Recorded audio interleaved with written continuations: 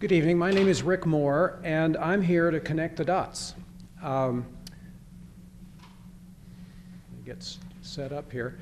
To help you understand that a major shift has been made in how our city serves us as taxpayers with recreation and cultural services. Why has this change occurred? We've been told that there were several reasons for taking these actions. First, that the city's income dropped during the economic recession, and that's true.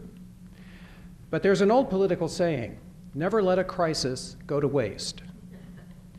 The council majority has used these budget reductions forced by the economic downturn to reshape parts of city government, particularly services for the community, for you. Second, the council majority determined that essential city services did not include services to the community.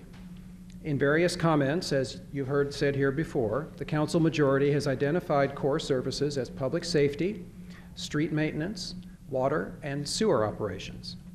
They apparently believe that all the rest is just fluff, as Councilmember Gallo reportedly said. Third, Mayor Abed took a campaign position, a political position really, against using reserves, and certainly not to support non-essential city services during times of economic downturn. The reserves were used for 4 years for that purpose, and still they were left far above the normal range considered prudent by municipal management experts. So those are the reasons that were given publicly to the taxpayers. We think there are some other reasons, and we think they should be discussed with the public, not implemented quietly, hidden in budget decisions that most people don't pay any attention to and therefore don't even notice.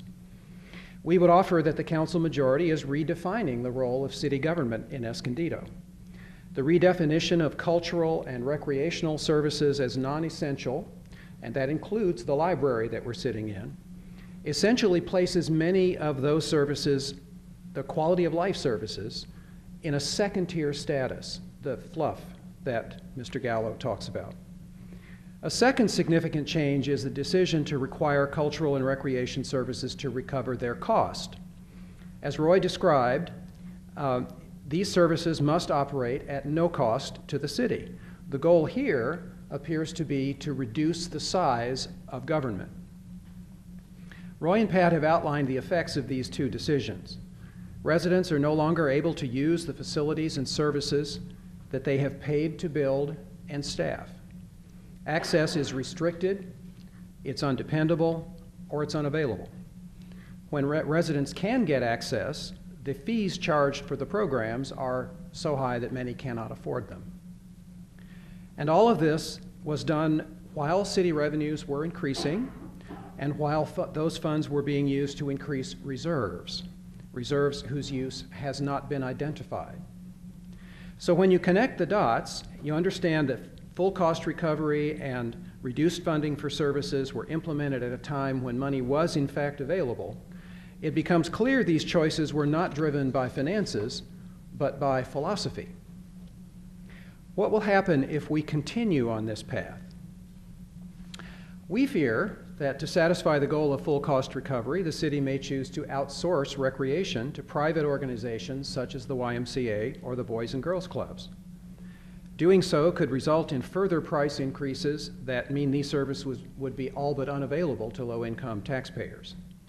This approach is not a new idea, either here or around the country. Other cities have tried it. Some of them have concluded, however, that outsourcing did not work out as they had hoped. We should think about this. Outsourcing would also mean the layoff, buyout, or reassignment of the experienced recreation staff employed by the city. Their familiarity with the needs of Escondido residents and their professional experience would be a significant loss. How might cost recovery affect our library? Well, books are free, but other forms of information are becoming increasingly important. And what about the cost of DVD rental, audiobooks, ebooks? Will there be fees to use computers? Will our library be outsourced to the county, causing us to lose local control of its programs and services? These are things the people need to know. Finally, we expect there will be a lot of talk about using private funding for services that the city has traditionally provided. Once again, the public needs to let its wishes be known. Should the city walk away from these traditional services, the full-service city concept that Mayor Filer discussed, and move responsibility for those services to the private sector? Is that what we want? These are sobering possibilities that the public should be able to consider and ultimately to decide. Now we'll talk a little bit about what we can do. One of the things that we can do is get involved in the budget process. And I understand there's an action plan workshop tomorrow where the City Council will be discussing its priorities for budgeting for the coming year. You should know that as money becomes more available because revenues are higher, the city has actually put increased revenues into public safety. The fire department is hiring. They're getting back up to their regular staffing levels and fixing some problems that they've had for several years. The police department is hiring. That's all happening. But the recreation services have been told, cost recovery for you, no new money. So, once again, the proof is in the pudding, as Roy said. More money is becoming available, but the city is not making the increased money available to these programs that they're trying to, well, reduce or cripple. The budget process continues. You'll have many opportunities. We invite you to pay attention and to let your voice be heard. And we ask all city residents to pay attention to the budget process. And if they find what the issues that we have raised objectionable, please get involved. Then the usual stuff. You've heard all this before. Speak up to the council and mayor. You can call, email, write. It's not hard to do. Write an essay for the North County, I used to say the North County Times, the Union Tribune, North County. Write letters to the editor. Talk to people that you know. Talk to people that you think might be concerned about this issue. Become involved in a neighborhood organization. There are lots of neighborhood groups in the community. There are specific neighborhoods where the city has encouraged groups, and then there are other groups in other parts of the neighborhood or the city. Or, finally, you can get political. And we have actually a quote from the mayor. He's been challenged at several meetings about his philosophy and his direction, and his answer has been basically, get political. A quote from May 2nd. I'll let you read it. I don't need to read it to you, but the point is, please go and lobby and elect a different council that fits your political needs. What this tells us is they're on a path and they're not changing. So if you like that path, great. If you don't like that path, here's one of your options. There are some other options. Escondido's Future is leading an effort to create an East Valley reading room for all generations. We have tentative approval from the City Council to use some of the space that will be vacated by the Education Compact when they move into the old library space at the East Valley Center. Here's a picture of a reading room created by a grassroots community group in Rotterdam, the Netherlands, to replace a library that was closed this past year.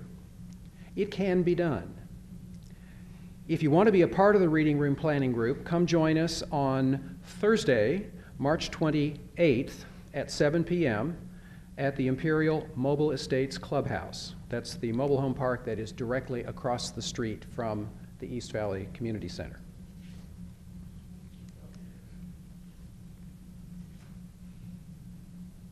There are some other issues that we raised as we were thinking about things that we could recommend to you for action. I've mentioned the East Valley Reading Room. That's in process. We've mentioned to you, I don't know how long I want to drag this out, but in the mid-90s, a city council decided that the Cox franchise fees, which were $600,000 or $700,000 at that time, should be used to augment the recreation services. The current council, as has been mentioned here earlier tonight, took those fees away and told that unit to become self-supporting.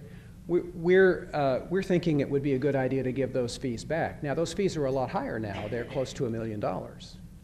And so that could really help the recreation program. Another thing is, if you're so inclined, we wonder why the library is not open on Sunday. We've closed a library branch.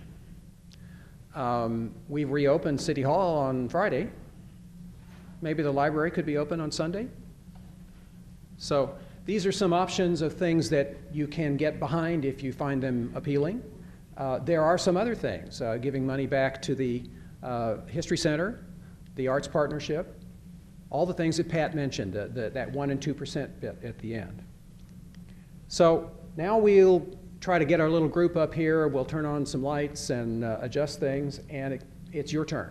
We'd like to hear what you think about what we've told you and maybe what you'd like to do about it.